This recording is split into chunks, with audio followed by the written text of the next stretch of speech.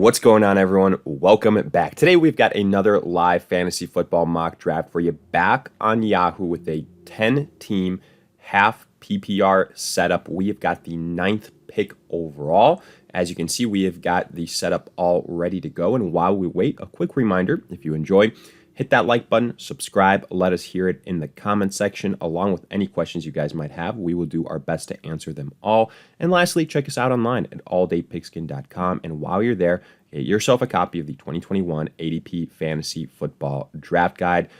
Everything you can want at a great value, details in the description. But with that being said, let's get into it. The first pick has been made, and as everyone would expect, it is Christian McCaffrey. Pick number 2 is Dalvin Cook, so everything going according to plan as of right now. Then Derrick Henry, so typical top 3. I expect Alvin Kamara, Ezekiel Elliott to be probably the next 2 selections. If that's not the case, I would be a little bit surprised. So right now, I think this is kind of the typical top 5. Maybe you see an Aaron Jones in there. Actually, here, however, we see Saquon Barkley sneaking into the top 5. A little bit surprised by that, considering that Ezekiel Elliott is still there. I think Zeke is a much, much, much safer option than Barkley. And, that's even without taking into consideration like the offensive line. Obviously, there's the whole injury situation. So there's concerns there. I'd rather have Ezekiel Elliott ahead of Saquon Barkley pretty much 10 times out of 10, especially, in these snake drafts. Now we're left in a situation where we're looking at somebody like a Nick Chubb, Aaron Jones, and that's exactly what we see here. Nick Chubb is the next player to be drafted, and there goes Tyreek Hill. So now we have got a decision to make. Do we go somebody like a Aaron Jones or like a Jonathan Taylor, Austin Eckler, or do we go wide receiver, running back combination? But right now, I'm just going to take Aaron Jones because I know one of my picks will be a running back. And then based on what happens here, unless, the next pick is Austin Eckler and Jonathan Taylor, I think I'm going to go with one of those 2 running backs. And I think that's a very, very good start to this draft here, 9th overall. Just getting 2 running backs that can be bell cows, that have high upsides, that are good in PPR formats as well. So I'm happy about that. If we have to go with a wide receiver, probably looking at somebody like a Stephon Diggs now, considering Devontae Adams was the next wide receiver drafted. So here, I think we'll get our wish. We'll get either, again, Jonathan Taylor or Austin Eckler as our next addition, specifically at the running back slot. The way this is looking, this might be an auto pick, so I'm expecting Stephon Diggs to be the selection here. We'll see if that's the case or not, but either way, I'm very, very happy. Here at the end of the first round, basically second to last pick, I want to make sure I get my running backs because I don't know if there's going to be a run on that position. I don't know who's going to get back to me in the 3rd round. Yes, it's a 10-team league, so there's a better chance of value dropping. But, just like it can happen for the running back position, it can happen for the wide receiver position as well. In fact, I think wide receivers are deeper. So that's why here I'm focusing on running backs. As you can see, I got Austin Eckler, so I'm very, very happy about this 1-2 combination. Jonathan Taylor wouldn't have been bad either. I just like the upside for Eckler more when you factor in his pass-catching ability. The next selection, Travis Kelce. So bold move going Tyreek Hill and Travis Kelce. Obviously, one's at the tight end slot, the other's at the wide receiver spot, but you're really buying into that Kansas City offense. However, if there's one offense you want to buy into, probably the Kansas City offense at the top of that list. So all things considered, that's still a pretty good combination. Next, you see Jonathan Taylor being drafted here with the 4th pick in the 2nd round. Good value there. Again, I would have considered him in the 1st round where we were picking. I would have considered them in the 2nd round where we selected. So I like that value for Jonathan Taylor. Looking at these selections right now, I would say the one that stands out the most would be the Saquon Barkley. Other than that, everybody has kind of been selected where I expected. Saquon Barkley is the only guy first 5 picks, usually I would feel more comfortable with him towards the end of the first round, middle to end of the first round, closer to the end of it, just because, again, you're taking a risk there and not backing him up with a second round running back when you had guys like Antonio Gibson still there is a little bit questionable for me, even though I love Calvin Ridley. Don't get me wrong. He should absolutely, be in the conversation for best overall wide receiver, especially if you're looking at half point and standard scoring formats. I think he deserves that recognition.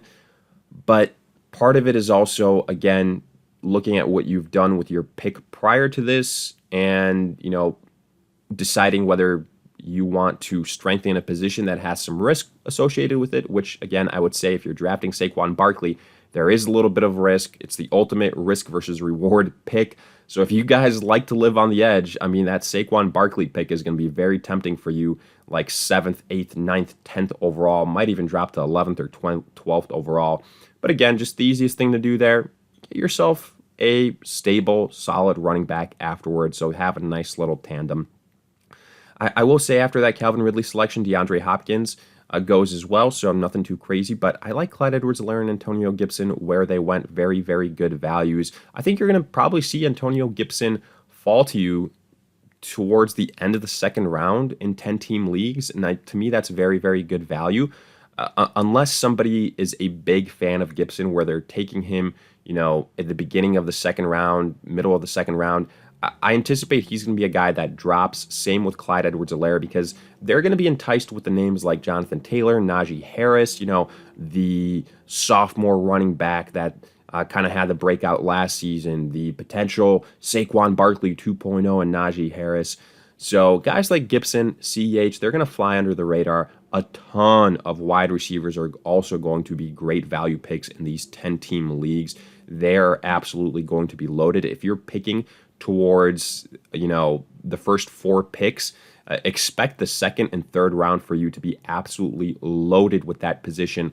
So, if you go Christian McCaffrey, you've got an excellent chance of getting somebody like a Metcalf and an A.J. Brown. In fact, that was a very real possibility here.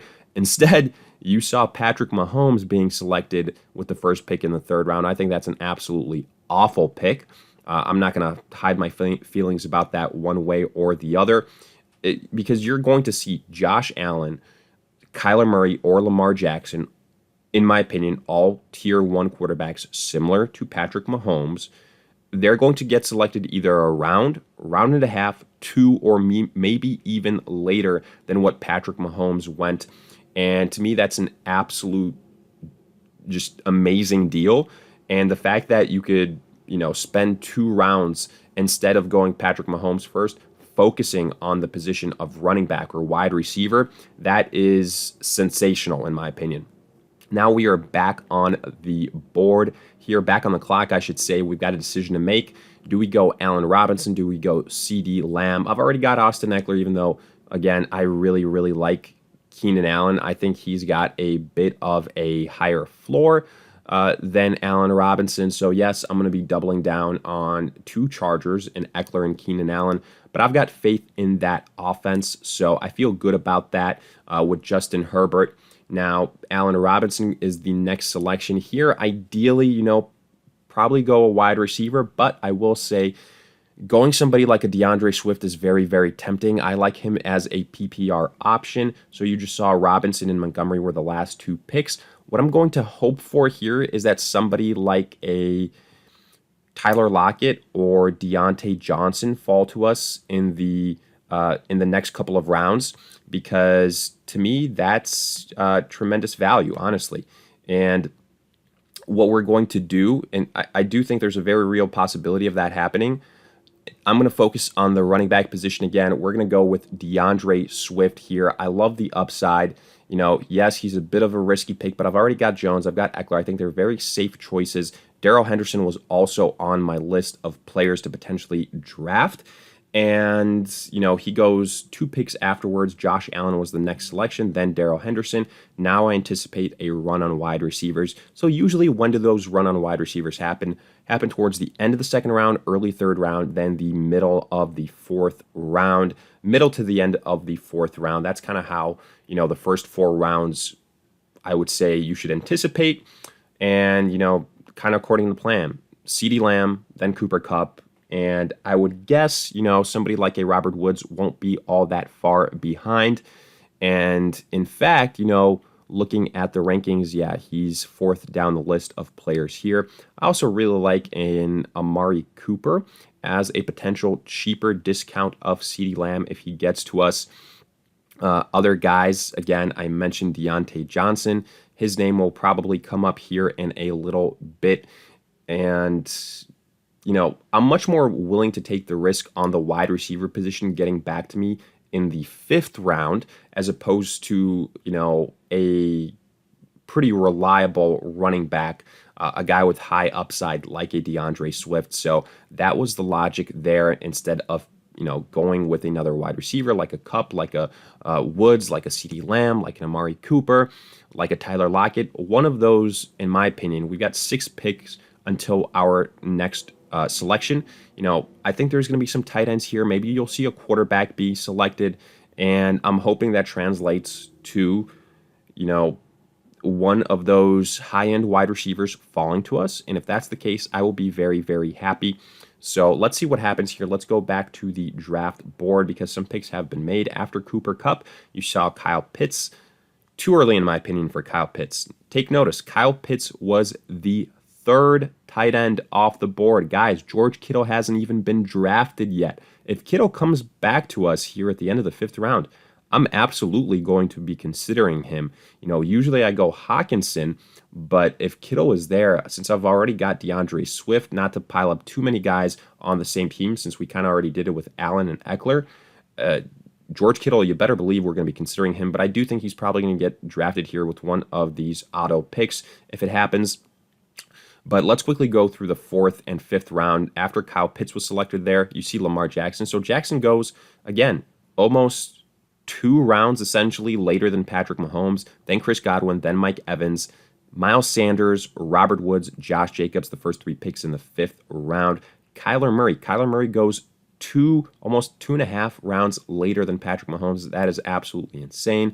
Then Brandon Ayuk, Amari Cooper. Unfortunately, Amari Cooper doesn't get back to us. George Kittle barely doesn't get to us. Ooh, that's tough. But, I think it's also a situation where it was kind of to be expected. He is by far, in my opinion, the best value pick in this fifth round. Like, you're getting George Kittle in the fifth round. That's absolute highway robbery. That's sensational, even though, he might not be a tier 1 tight end anymore. And again, even that's up for debate. George Kittle is still somebody that's going to be a top 5 tight end, in my opinion. So, you can rest easy at that position. You just saw TJ Hawkinson get selected. I figured I'd take a risk to see if he makes it back to us. Like I said, I've already got Swift, getting Hawkinson. That'd be really loading up on a lot of guys from the same offense. Now we've got some options here. DJ Moore, Tyler Lockett, Julio Jones. I'm looking at Julio Jones here. I think as long as Julio can stay healthy, he's a very, very solid option for me. And I'll take a chance on him. Yes, he's going to be a bench player for me, but man, what a strong bench piece. I could have gone with somebody like a Mark Andrews at the tight end position. Yes, definitely. But, we can get some other decent tight ends there as well. I wanted to just load up on best player available at what I think is a more important position at wide receiver. Since my top tight ends are off the board in Hawkinson and Kittle, Pitts as well, I think there is that drop in tiers afterwards. So not too hard pressed to get Mark Andrews. We'll see, he might even be there for us in the, what will it be? 7th round. It'll be tough. But there's 3 people that, in that range already have a tight end. So we'll see what happens. After Julio Jones selection, Adam Thielen, DJ Moore, then Myles Gaskin. Decent value on Myles Gaskin in the 6th round. Notice Tyler Lockett still hasn't been drafted. Mark Andrews now goes off the board. This was one of the teams that obviously didn't have a stud tight end yet. So them going tight end here makes a lot of sense. But, don't be scared. not to fear. We can look at some other tight end names that we will consider here. Tyler Higbee, I have no idea why he's ranked this high by Yahoo's platform. To me, that doesn't make sense. Robert Tonyan, again, I'd probably have Logan Thomas and Dallas Goedert higher on this list than Tonyan. So don't necessarily agree with that. Let's look at the draft results again because we've seen some more selections after Mark Andrews, Devonta Smith, Tyler Lockett. After that, again, folks, I don't know how you're taking Tyler Lockett after somebody like a Devonta Smith, or really, I'd say any rookie wide receiver. That doesn't make sense to me. I think there's a very real possibility where Tyler Lockett has more receptions, has more targets than DK Metcalf. So keep that in mind. Yes, there's inconsistency issues. I am not, saying there aren't. Obviously, there are with Lockett. I feel like he either scores 40 points or he scores like 5 points, and that can be absolutely frustrating. But again, I do believe he has top 15 wide receiver finish in him this season. So I would absolutely be drafting him in the 6th round is what I'm trying to get at. Afterwards, you see Dak Prescott, you see Mike Davis, then T. Higgins, Robbie Anderson, and Russell Wilson. Higgins would have been a very, very good value pick there for us. Now we're kind of just looking at other options.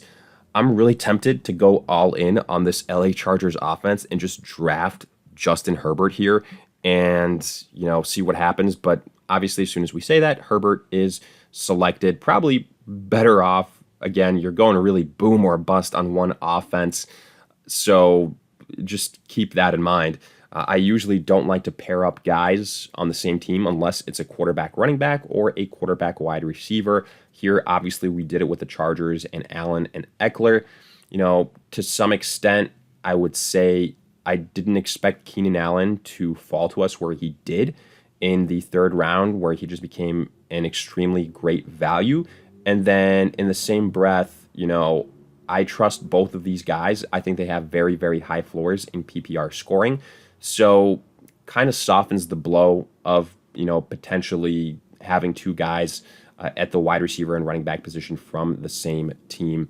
So that's how I'm kind of looking at it. There's only a handful of offenses that I would feel comfortable doing that with, like the Packers, Jones, Devontae Adams, Keenan Allen, Austin Eckler, Hill, Clyde Edwards-Helaire, or Kelsey you can put in that conversation. Now, we are back on the clock. Let's see if there's any running backs that are great values here, but I'm not really seeing anybody. I am a little bit tempted by Jamar Chase. Probably going to go that direction. A rookie with very high upside. Other players that might be standing out for us. Let's look at the quarterback position. Jalen Hurts, Aaron Rodgers. I really like Matthew Stafford. I really do. Jalen Hurts just got selected. Rodgers is still there. Maybe Aaron Rodgers is the smarter play here. He is obviously on a team that he's comfortable with. Devontae Adams, Aaron Jones, now Randall Cobb being brought back in. So Aaron Rodgers, Matthew Stafford, both choices that I really, really like. Let's see how many teams have a quarterback, pretty much everybody other than us. So don't actually have to go quarterback here. Let's look at the running backs available to us. And here, I might take a chance on somebody like a Javonte Williams for Denver. Let's see what happens with that selection. At tight end, we have still got some time to go. I will probably take a tight end and then a quarterback with my last 2 picks in the 9th and 10th round, respectively, and we can kind of round this thing out. The guys that I'm looking at, again, I kind of alluded to them, Logan Thomas and Dallas Goedert. We'll see if we get lucky there. Other options that I would also consider somebody like a Jared Cook if you've really punted on that position. But again, we've gotten to the point where there's going to be defenses being selected, some auto picks. So, no point in waiting another 20, 30 minutes to go the full, 15 rounds because it's going to be a lot of auto picks. And I think, again, at this point in time, we have gotten the majority of our selections in place. You can see our bench is already half full. We're not going to be going into kickers or defenses, just kind of breaking down this roster so far because we're going to get to that point where some of these selections are made kind of rapid fire style. So Keenan Allen, Deontay Johnson, I think it's a formidable, wide receiver combination. I think Deontay Johnson is a popular candidate in terms of breaking out. Keenan Allen is a safe wide receiver, in my opinion. Then running back, I'm a very, very big fan of the running back situation with Aaron Jones, Austin Eckler, and DeAndre Swift as our starters. So immediate running back depth. And again, if you can't build running back depth in a 10-team league, that's a little bit concerning. I would definitely be focusing on that in the early rounds. And then our bench, we hit the wide receiver position a little bit more. Julio Jones, an established veteran going to Tennessee. I think he's going to have success. The landing spot could have been a lot worse when you take that into consideration. Then Jamar Chase, a high upside rookie, followed by Javonte Williams, maybe a potential stash at the running back position, somebody that kind of can break out a little bit later in the year. But right now, we do see a little bit of a run on tight ends, and kind of just going through these picks. In the 8th round, you see Aaron Rodgers, Ronald Jones, Raheem Mostert. I guess there was one team that didn't make a quarterback selection, so they take Aaron Rodgers.